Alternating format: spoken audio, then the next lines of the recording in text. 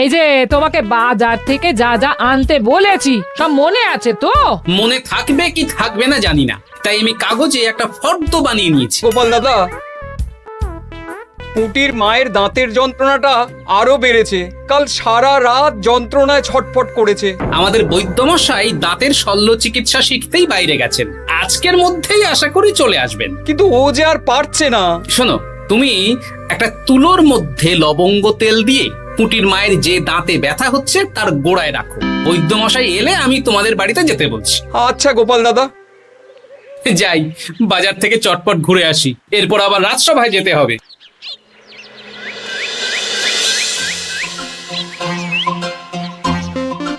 উফ, কি গরম রে বাবা, ছাতা নিয়ে বেরোলে ভালো হতো। এই তো সামনে আখের রস বিক্রি হচ্ছে, একটু আখের রস খাই, শরীরটা বেশ চাঙ্গা লাগবে। ভাই, আখের রস কত করে দিচ্ছ? 1 ভাঁড় 10 আনা গোপাল দাদা। দাও দেখি 1 ভাঁড়। আরে, এই যন্ত্রটা কিন্তু দারুণ। ওই আমাদের রাজ্যের বিজ্ঞানী মশাইয়ের অবদান।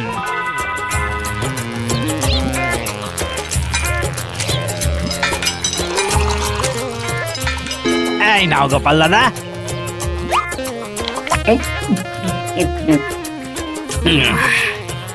আহ, শান্তি। এই নাও ভাই, তোমার 10 আনা।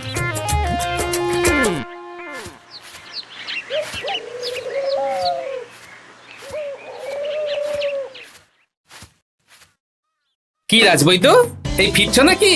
হ্যাঁ, এতদিন আমি দাঁতের চিকিৎসার ব্যাপারে তেমন কিছুই জানতাম না, এবার সব শিখে এসেছি।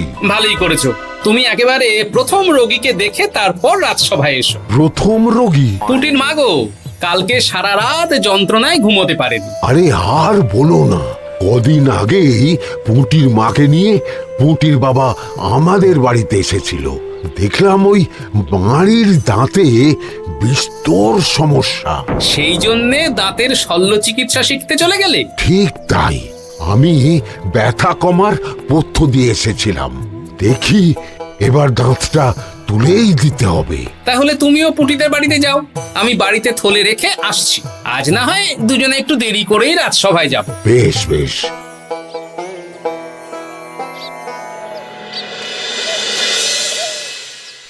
দেখুন মহারাজ, দেখুন আজকে রাজবৈদ্য আসেনি, আর ওদিকে গোপালও ডুব দিয়েছে। এই আনন্দে আমাদেরও ছুটি দিয়ে দিন মহারাজ। কি আনন্দে? এই গরমে বাড়ি বসে একটু আমপানার শরবত খাবো আর ঘুমবো।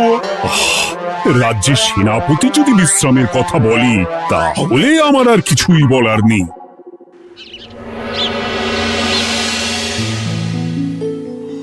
এই তো দাঁতটা পুরো পোকায় খেয়ে নিয়েছিল। এখন দুদিন কোনো কথা বলা যাবে না, শুধু জল বা তরল জাতীয় খাবার খাবে।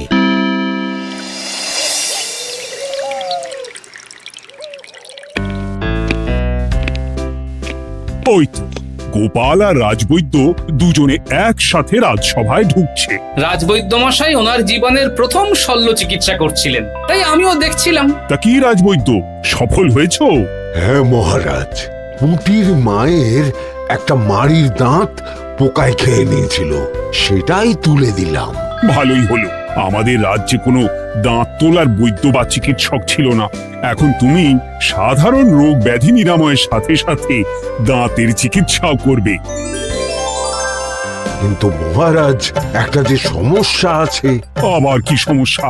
আমি যে দাঁতের শল্য চিকিৎসা করি এটা তো আর রাজ্যবাসী জানে না, তাই কতজন আর আমার কাছে আসবে সে নিয়ে আমার সন্দেহ আছে। মানে তুমি চাইছো যাতে তোমার কাছে বেশ কিছু রোগী তাড়াতাড়ি আসুক, যাতে তুমি অনুশীলনও করতে পারো, তাই তো? একদম ঠিক ধরেছেন মহারাজ, কাজ না করলে হাত পাকাবো কি করে? তাহলে ভেড়া পিটিয়ে বলে দিলেই তো হয়। এতে তেমন ভালো কাজ হবে বলে মনে হয় না। তা তুমি কি বলতে চাইছো গোপাল? প্রচার হবে, কিন্তু একটু অন্যভাবে। কিভাবে? আজ বিকেলে আমি রাজবৈদ্যর হয়ে প্রচার করব, শুনে নেবেন। বেশ। শুনুন শুনুন শুনুন, আমাদের কৃষ্ণনগরের রাজবৈদ্য এখন দাঁতের শল্য চিকিৎসাও করছেন। যারা যারা আমাদের রাজবৈদ্যের কাছে দাঁত তোলাবেন তাদের দাঁত তোলার পরে দুদিন কোনো শত্রু থাকবে না।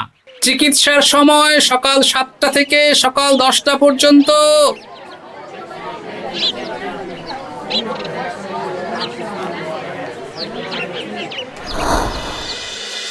এসব তুমি কি উল্টো পাল্টা কথা বলছো গোপাল? উল্টো পাল্টা না, আপনি দেখুন না আপনার বাড়িতে লোকজন আসে কিনা। আর কেউ যদি জিজ্ঞাসা করে যে এই রকম প্রচারের কারণটা কি, তাহলে বলবেন রাজসভায় আমার সাথে কথা বলতে আমি বুঝিয়ে দেব। বেশ।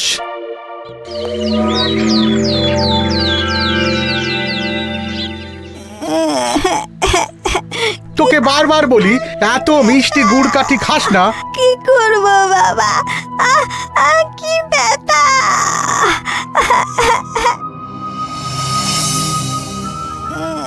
বাড়ি আছেন নাকি বৈদ্যমশাই? হ্যাঁ, আছি আছি। এই আমার ছেলেটার না দাঁতে খুব ব্যথা দুদিন ধরে। দেখছি। তা আপনাকে তো এই রাজ্যে আগে দেখিনি। আমি পাশের রাজ্য থেকে আসছি। শুনলাম আপনার কাছে দাঁতের শল্য চিকিৎসা করালে আগামী দুদিন কোনো শত্রু থাকবে না। ঠিকই শুনেছেন। বেশ, তাহলে বলুন কেন থাকবে না? আগে চিকিৎসাটা করি, তারপর বলছি।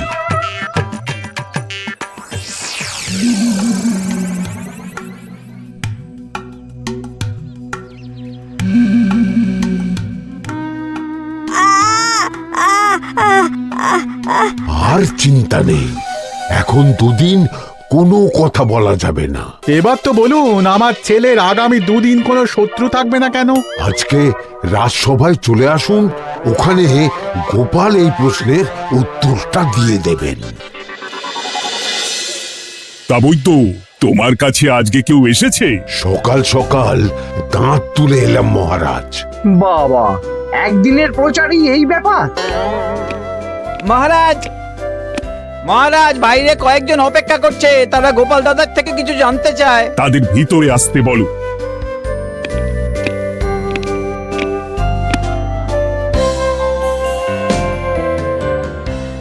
আজ আমার ছেলে বৈদ্যমশাইয়ের কাছে একটা দাঁত তুলিয়েছে। আমি জানতে চাই প্রচার অনুযায়ী আমার ছেলের নাকি আগামী দুদিন কোনো শত্রু থাকবে না, সেটা কেন বলা হয়েছে? বলতে পারি, কিন্তু কথা দিতে হবে। এই কারণটা বাইরে আর কাউকে বলা যাবে না। বেশ, বলবো না। বাংলায় একটা প্রবাদ আছে, বোবার শত্রু নেই। মানুষ সাধারণত কথার বিনিময়ে মতবিরোধ, বিবাদ বা শত্রুতা করে। যে ব্যক্তি কথা বলতে পারে না, তাই তার সঙ্গে কথা বলে মতবিরোধ হওয়ার কোনো সুযোগই নেই। মানে যার যার দাঁত তোলা হবে তারা তো আগামী দুদিন কথা বলতে পারবে না। আর কথা না বললে কোনো বিবাদ হওয়ার ব্যাপার নেই। আর বিবাদ না হলে কারো সাথে শত্রুতাও হবে না। কি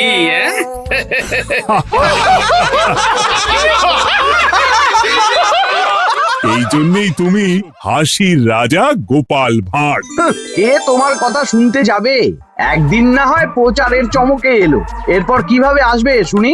এরপর রাজবৈদ্যের সুনামেই লোকজন ছুটে ছুটে আসবে। বাহ বাহ বাহ, তোমার কত জ্ঞান।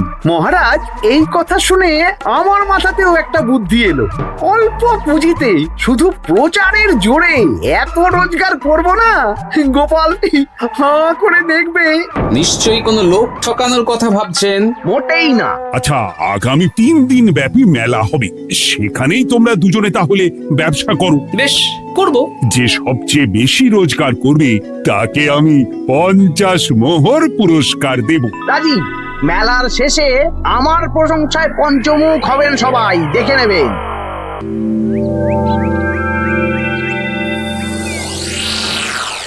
খুব তো বড় মুখ করে বলে এলেন যে ব্যবসা করবেন মেলার মাঠে। তা আপনি কি ব্যবসা করবেন শুনি? ভাগ্য পরীক্ষার দোকান দেব। মানে আমি বিভিন্ন মেলায় দেখেছি যে একটা দোকানে নিচের দিকে হেলানো অবস্থায় একটা পাতলা কাঠের পাটাতন থাকে। সেই পাটাতনের উপরে 1 থেকে 6 অবধি সংখ্যা লেখা থাকে, তাই তো? হ্যাঁ, যারা মেলায় ভাগ্য পরীক্ষা করতে আসবে তাদের ফাঁপা লোহার 6টা বল দেয়া হবে। যদি ওই ওই 6টা বলই 6 নম্বর লেখা খোপের মধ্যে ঢোকাতে পারে তাহলে প্রথম পুরস্কার পাবে।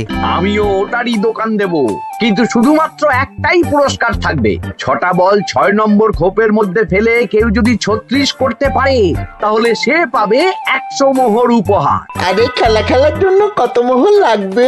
1 মোহর। আপনি কিন্তু জেনে বুঝে বিপদ ডেকে আনছেন।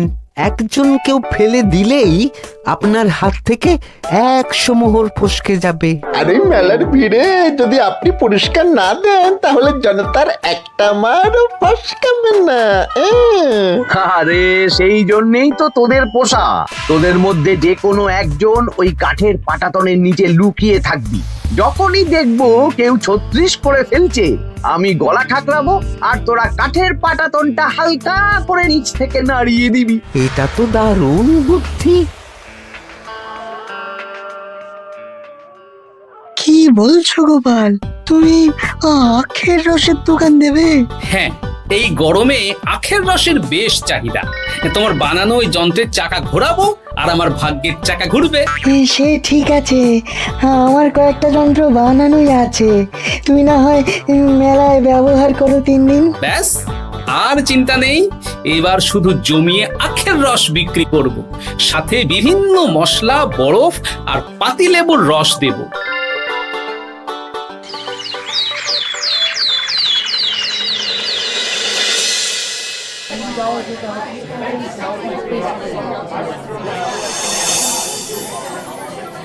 এই দোকানের পানীয় খেয়ে মন হবে বশ। গোপাল ভাঁড় নিয়ে এসেছে ঠান্ডা আখের রস। আরে গোপাল দাদা, তুমি আখের রস বিক্রি করছো? ঠান্ডা আখের রস। কত করে গো গোপাল দাদা? 1 ভাঁড় মাত্র 10 আনা। 6 ভাঁড় দাও। এক্ষুনি দিচ্ছি। আসুন আসুন আসুন, সবাই আসুন। আসুন আসুন আসুন, এদিকে আসুন, এদিকে আসুন, ভাগ্য পরীক্ষা করুন। 1 মোহরে 100 মোহর।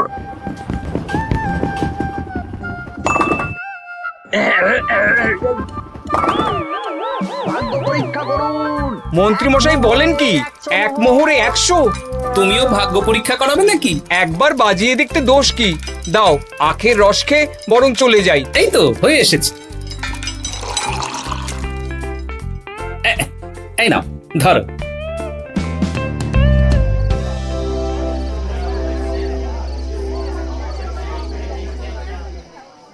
কি মন্ত্রী, ব্যবসা কেমন চলছে? ভালোই। আপনি একবার ভাগ্য পরীক্ষা করে দেখবেন নাকি মহারাজ? না না না, আমি এসবে নেই। জানি আপনার কাছে 100 মোহর নস্যি, তবুও 1 মোহরের বিনিময়ে চেষ্টা করে দেখুন না। আচ্ছা, এত করে বলছো যখন, দেখি। 1 মোহরে 6টা বল। বাবা বাবা বাবা, দেখুন মহারাজ চেষ্টা করে।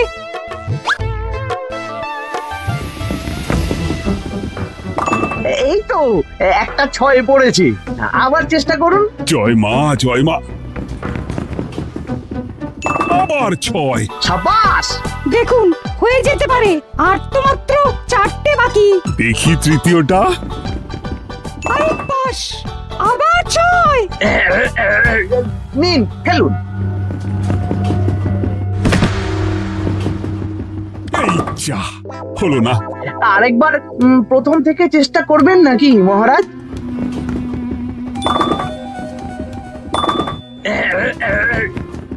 না, এবারেও হলো না। 2 মোহর জলে।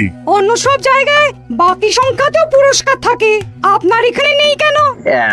আমার এখানে ধামাকা পুরস্কার, তাই বাকি আর কিছু রাখিনি। 36 করতে পারলেই 100 মোহর। এই নাও মন্ত্রী, 2 মোহর।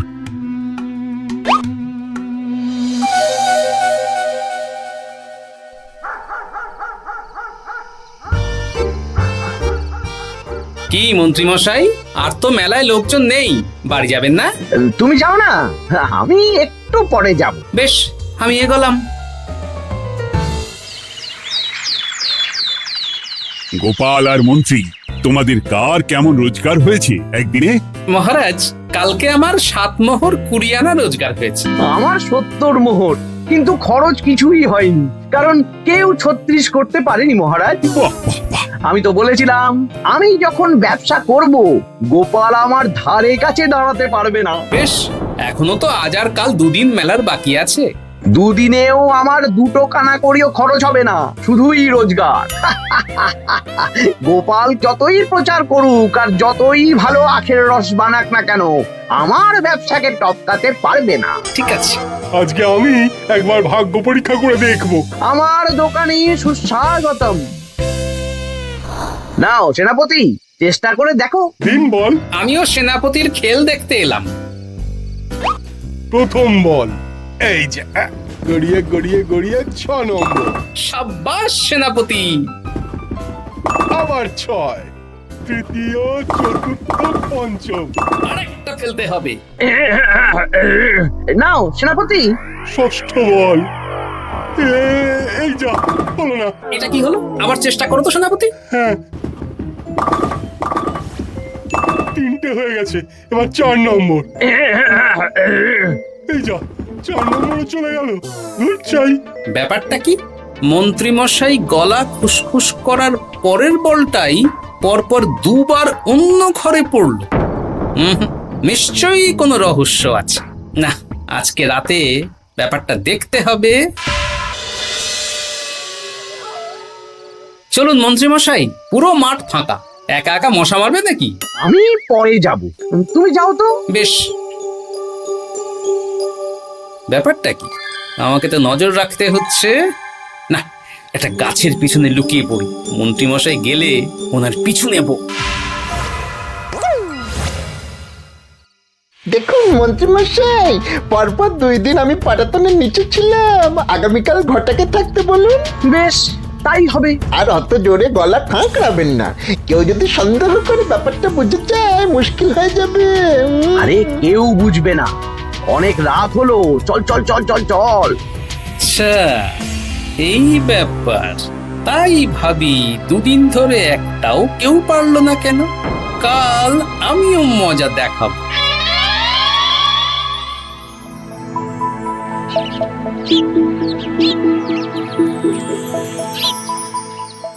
বাবা চলে এসেছেন দেখছি। এত চাহিদা না আমার এই ভাগ্য পরীক্ষার, তাই আগে আগে চলে এসেছি। মন্ত্রীমশাই, আপনাকে মহারাজ এক্ষুনি ডাকছেন। এখন কেন? সে তো জানি না, চলুন।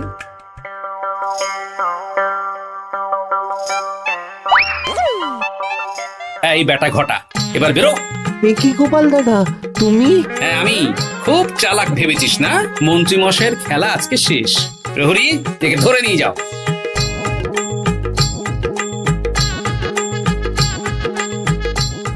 বিজ্ঞানী, তুমি তোমার চুম্বক নিয়ে এসেছো তো? হ্যাঁ, এবার 6 নম্বরের নিচে একটা টান টান করে সমান রেখা টানতে হবে, আগা থেকে গোড়া অবধি। তুমি তো সব সকালে বুঝিয়েই দিয়েছো, দাঁড়াও দাগটা টেনে নি। একদম 6 নম্বর খোপ অবধি যাচ্ছে, সেই অনুযায়ী টান টান করে দাগ টানো। টানছি, তুমি বাইরে নজর রাখো। নজর রাখছি। কাজ হয়ে গেছে, তুমি একবার অনুশীলন করে দেখে নাও। হ্যাঁ দেখছি। শুরু করো। শুরু করছি। একদম পাক্কা আছে। দূর, কেউ ডাকেনি, অকারণে সময় নষ্ট করলো। কতগুলো খদ্দের ফিরে গেছে কে জানে। কি হলো মন্ত্রী মশাই, এত রাগ কিসের? রাগ হবে না, ওরই বেটা আমার সাথে মজা করছিল। বেশ অনেকজন খদ্দের ফিরে গেল, আমার কত ক্ষতি হয়ে গেল। আমি খেলে আপনার ক্ষতিপূরণ দিতে পারি। তুমি খেলবে? হ্যাঁ, ভাগ্য পরীক্ষা করতে দোষ কোথায়? ওই তো বেশ কয়েকজন সভাসদেরা আসছেন, সবার সামনেই খেলবো। তাহলে শুরু করি। হ্যাঁ, শুরু করো। এই বল যা, 6 নম্বরে যা। আরে বাস, গোপালের ফেলাপল তো গড়ালো না, সোজা 6 নম্বরে চলে গেল। এই দেখুন, আবার যাবে। বলকে আমি বলবো, বল কথা শুনবে। এই বল যা তো, 6 নম্বরে যা। আবার 6, আবার 6, আবার 6। কি এটা কি হচ্ছে? যা বল, এটাও 6 নম্বরে যা। আবার 6, 100 মোহর। হ্যাঁ এটা কি করে হলো? দিন মন্ত্রী মশাই, 100 মোহর দিন। ইয়ে না মানে মন্ত্রী দাও বলছি। আমি আবার খেলবো। 6 আবার 6। আবার 100 মোহর। আর নেই। এই ঘটা আর কি করছিসটা কি? ঘটা নেই মন্ত্রীমশাই, আমি আছি। আর আছে আমার চুম্বক। মানে তোমার কারসাজি ধরা পড়ে গেছে মন্ত্রী। গোপাল আমাদের সব বলেছে। হ্যাঁ, আপনি যেমন ছলনা করে ভাগ্য পরীক্ষার ব্যবসা করছিলেন, তেমনি গোপালও ছলনা করে আপনার ব্যবসা উল্টে দিল। তাহলে শেষমেশ কে জিতলো? হাসির রাজা, জ্ঞানীর রাজা, রসিক রাজা গোপাল ভাঁড়। লোকের ভাগ্য পরীক্ষা করছিলাম আর আমারই দুর্ভাগ্য নেমে এলো।